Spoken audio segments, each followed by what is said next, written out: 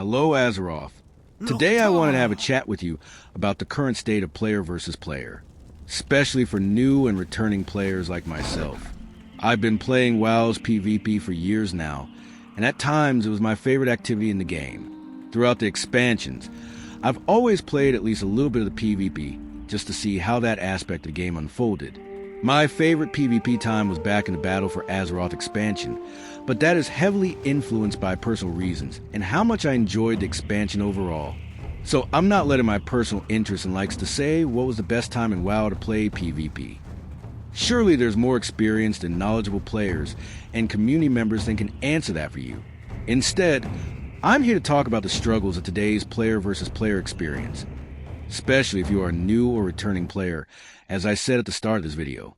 In order to help me with that, I wrote a separate column in my personal Google site in which I brainstorm all of my ideas for the game. So without any further ado, let's jump into the text. And here we have it. It reads, Reworked PvP. Art by Josephine Chong. How can we improve the experience of facing another player in World of Warcraft? Well, to answer that, let's check some of the most common issues one may encounter when playing against other players. First, being new to the game, you'll find the PvE aspect of the game 10 times more appealing to you. Right now in the War Within, as a new player, you have so much stuff to do that you can play the game however you wish, and you would still feel some level of progress. Well, how about the PvP?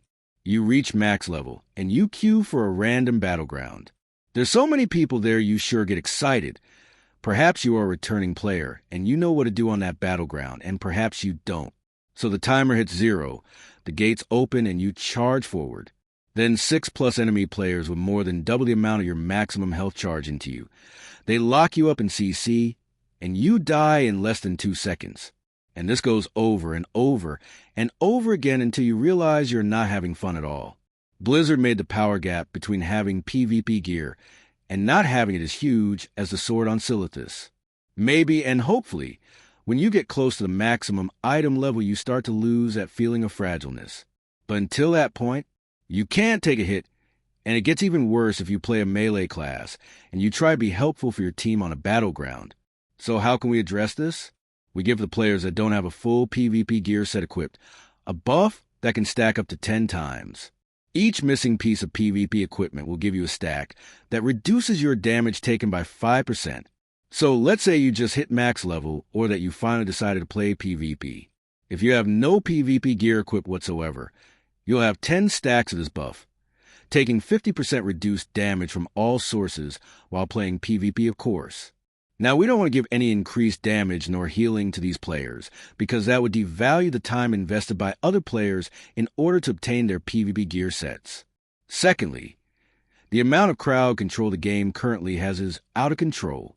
Years back, the classes would have 1 or 2 signature abilities or spells that would give them identity over other classes, and also a spot in the PvP scene.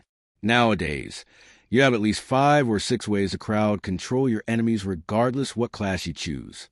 This affects the experience of not only new and returning players, but people who have played PvP for years and they know things used to be different. Battlegrounds in World of Warcraft have always been chaotic and hard to read. The heat of battle, the many health bars, projectiles flying around. But no matter how much chaos there is, as long as you can react to it, that's fine. The problem here is that nowadays most of the time you are stunned, feared, trapped, slowed by 90%, etc. And the other half of the time you are dead, since you have no gear to withstand that much time, unable to control your character, use defensives, or rely on your health and resistances for a friendly healer to keep you up in combat. Then what can we do about it? Well, we give the player 2 options. As soon as you reach max level, you are given to keep 1 ring or 1 trinket for free. These are brand new and count as PvP items. The ring will make you immune to crowd control, whilst also reducing your damage and healing done by 6%, increased to a maximum of 18% as you get more and more PvP gear equipped. The trinket, on the other hand, will decrease.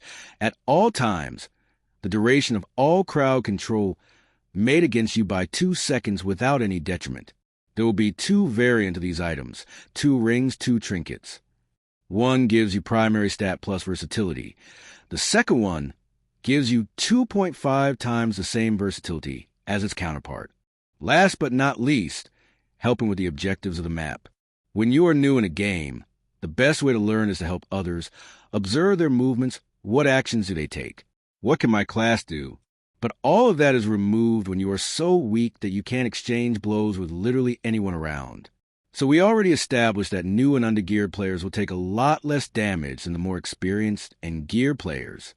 Now, let's give them an incentive to play the objectives of the map, instead of having them worried about seeing big numbers on the screen. Ideally, we will reward these newcomers for playing the objectives without disrupting the balance of the match. This means we don't want to make one of these undergeared players an unstoppable and unbeatable force that walks wherever they feel like, because they know they can take massive amounts of damage and crowd control without much trouble. So instead of buffing their stats even more, they will get a buff called New Recruit. New recruits will earn 4 times the amount of honor for contributing with the objective of the map. For example, if you would normally receive 100 honor for capturing the flag in Warsong Gulch, a new recruit would instead be granted 400 honor points. Goes the same way with capturing a base, holding Mogu orbs, mining, and all kind of stuff we normally do in a World of Warcraft battleground. Also, a new recruit will get a guaranteed piece of PvP equipment with honor item level if they end up the battle with an objective score that proves they tried their best. This depends on each battleground, but let's say you lost a match on the battle for Gilneas. If you claim at least one base for your faction, and you have more than 50% of kill participation on the match, even if you lost, you will receive a piece of PvP equipment. These pieces of gear can belong to a different type of armor than your class, but only after you completed your personal PvP set of that season. Now, thank you so much for watching. I hope you found this video useful, and I see you in the next one.